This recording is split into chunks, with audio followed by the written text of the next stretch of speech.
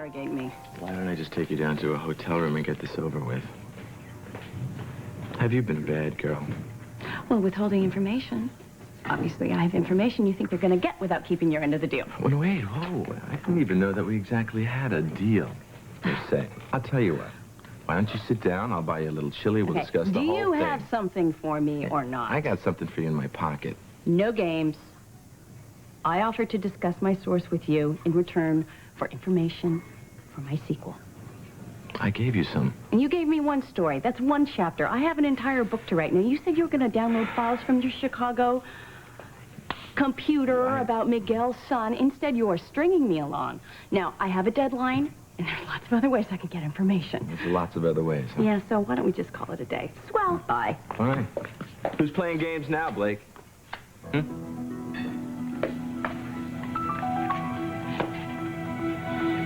Look, why don't we just sit down and just try a little honesty with each other, okay? Ooh, there's a novel idea.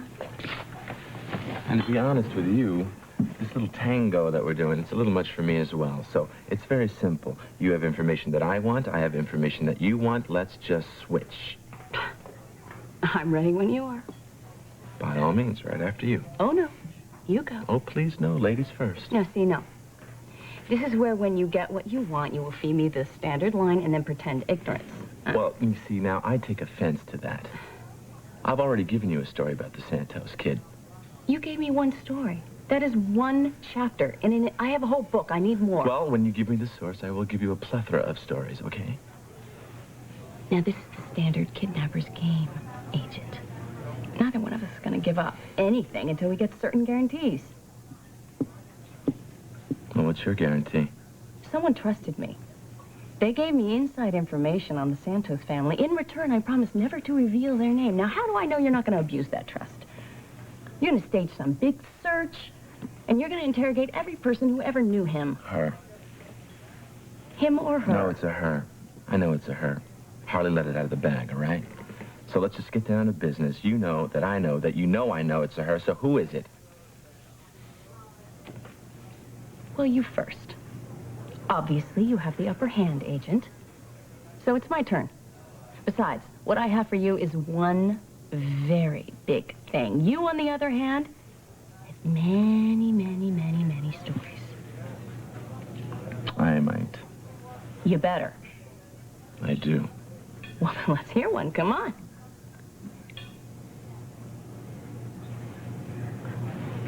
Well, that was very interesting. Got another one? I'm just thinking which one I would care to tell you. Or maybe you're bluffing. Maybe I'm bluffing. Maybe you're right. Maybe I don't know anything. Like, say, the time the kid ended up at Miguel and Carmen's villa. But you wouldn't need to know that, would you? Oh! Start at the beginning. Speak very slowly. And you will be recorded. And then I get what I want. In spades.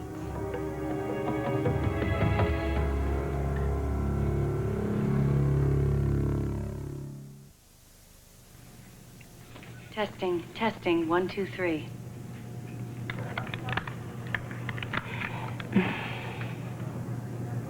What? How do I know you're on the level? How do I know you're not making this up just to get what you want? Then I will give you my contact. You can call him yourself, okay? Go ahead. Nick the lip? Sure. That's right. Well, why don't you just give me Bernie the brainless or Andy the amputee? That's his name. That's the guy's name. That's the person who gave me the information, all right? You don't believe me? Here, take my cell phone. Call him right now if you want to dial it up. Okay, do you think I was born to a couple fairies in a land of stupid? What the hell does that mean? I want a contact. I want a real name. That is a real name. That is a real name. That was Miguel Santos' right-hand man, his trusted aide. And you knew him? I knew him from prison. From prison? Yeah. He was doing 10 to 20 on a racketeering charge and got off for some favors. Oh, so Nick is a snitch? As long as it doesn't affect his... Can we just please get down to business? You know, I do have a job. I've got work to do. Please. Speak slowly and clearly. Mumbling won't get you what you want. Please, can we just start? Please. Whenever you're ready.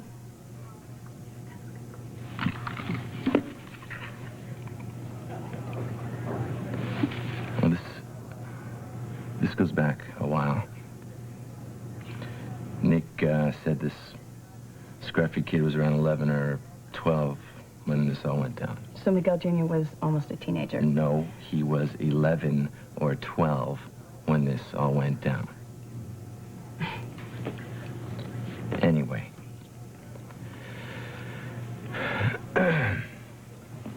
Miguel and the kid's mom were having a fight in their apartment. And the kid's mom was pressuring Miguel to leave Carmen and to commit to her. Mm-hmm. So Miguel stormed out, and the mother left as well. And the kid got worried that his mom was going to go and confront Carmen and tell her everything. And Nick knew this from the kid, obviously, from the kid. when? I don't know when. Nick was assigned to this kid and the mom for years. I don't know. So he was their personal Does bodyguard? it matter? Do you care about Yes, the story? I'm trying to get the All facts right, straight so let me here. just... Fine. Anyway, at this point, the kid thinks that he's tracking his mom. So he goes to the Santos Villa in Chicago, and he can't get in. It's locked down. It's all bolted up. So he goes around the back, and he breaks in through a window, and he finds himself in his half-brother's room. Danny or Mix? Danny. And what the kid sees blows his mind. Place is like a palace. This kid Danny's got everything. He's got every toy and every game imaginable, everything. Wow. So Miguel took care of his mistress and her son, but the real money went to the family. Yeah, Nick once said that he heard the kid make a crack that he thought he was born to the wrong mom. Oh, that's so sad. I mean, this kid, he was denied everything, you know. That's all he ever wanted was he was just starved for his father's attention. And then he meets these brothers who have it all, right? They have the father, they have the love, and the big house and the toys. Yeah, well, this kid used to act like a little tough guy, you know, but Nick could see that it really affected him. Well, of course it affected him. I just imagine what he was thinking. Well, it's not for me to imagine, but yeah. Yeah, well, I can. I mean, my parents weren't around. My mother was terribly unstable. My father, everybody thought was a devil incarnate. I would have killed for a minute of his undivided attention, which I never got. Or at least, this didn't seem like it did. Boy, this is a much better story than I thought. Yeah? I have to have this story. I mean, this story has to be mine to tell. Well, as long as you reciprocate, it's yours.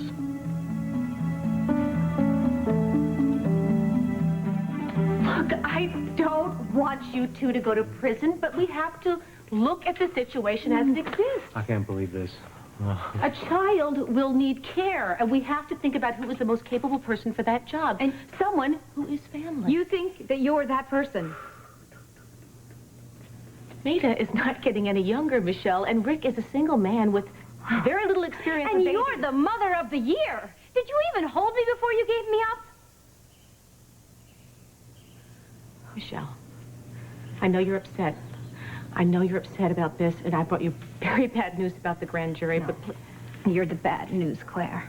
First you betray us, and then you make a play for my son. Well, forget it. You don't belong here. You don't belong in my son's life. And whatever happens with this trial, I'll make sure that you never come near him. Michelle, you don't mean that. I'd rather hand him over to the State Department than give him to you. I trusted you, Claire. I let you into my life. I wanted you to be the mother that I lost. I had this space in my heart that you were going to fill. And you know what you did?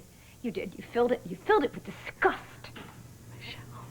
Please. I wish, you know what? Thank God you gave me up, actually. Thank God. Just get out. Michelle. Get out! Get out of our house! Get out! Trying to No! help you. That's all I was trying to do. I didn't know All about you. right. Discussing grand jury evidence is a felony, so you better do what she says. I was just trying to help you, Michelle. Just go.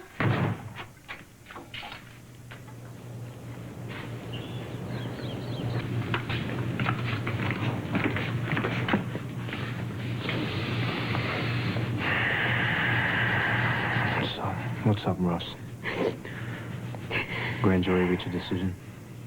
No, not yet. But, do me a favor. When the grand jury is finished, don't expect any good news.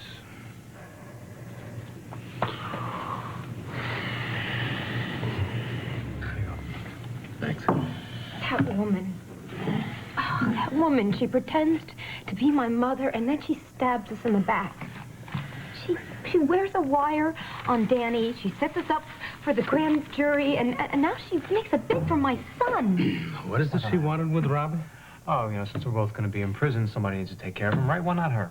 Oh. And whatever happens, anything, I don't want Robbie to go to Maida or Rick or Father Ray or anybody but Claire. Anybody, just anybody. Calm down, all right? Because we're getting way ahead of ourselves.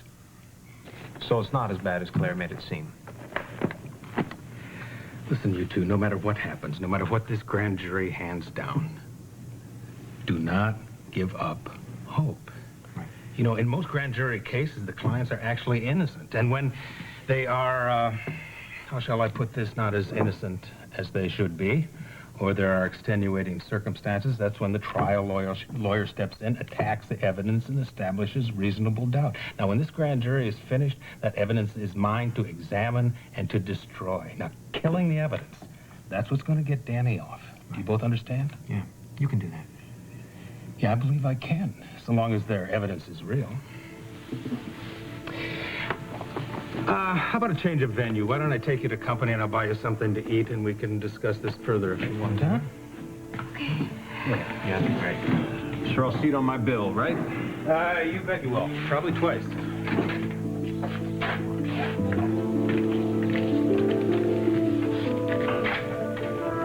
Right, that was the bare bones, but I have to get home to my computer to flesh this out.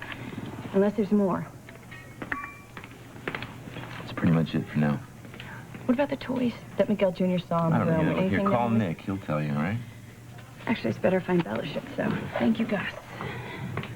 Where exactly do you think you're going? Well, I have to go home and flesh this out right now. I mean, it's all fresh and I'm hot. Why don't you sit down and cool off? Because you owe me something. Oh. Yeah, that's right. Oh. That wasn't for free, okay? I give you a story, you give me the source. That's how it goes. But that was just one story.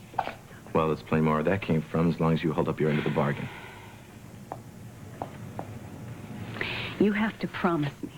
Yeah, I know. I will promise you I'm not going to go after your source, okay? And I'm not going to harass your friends. Okay, if you do, I swear you will pay. Because she was Blake, my please, friend, just tell me and the you name of have the no source. idea Just tell what me her the name life of the was like. source. I don't know if I can do this. What was her name?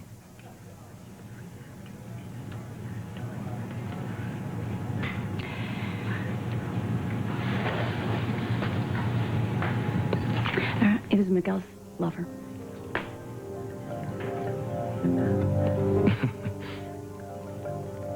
You're a liar. She was Miguel's lover. The kid's mother.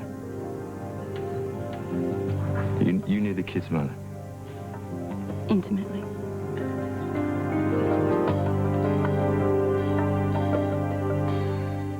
I've never seen you that surprised. Frankly, I thought you knew who my source was, and you were just using me to confirm it. This woman, she lived here? I mean, she was here?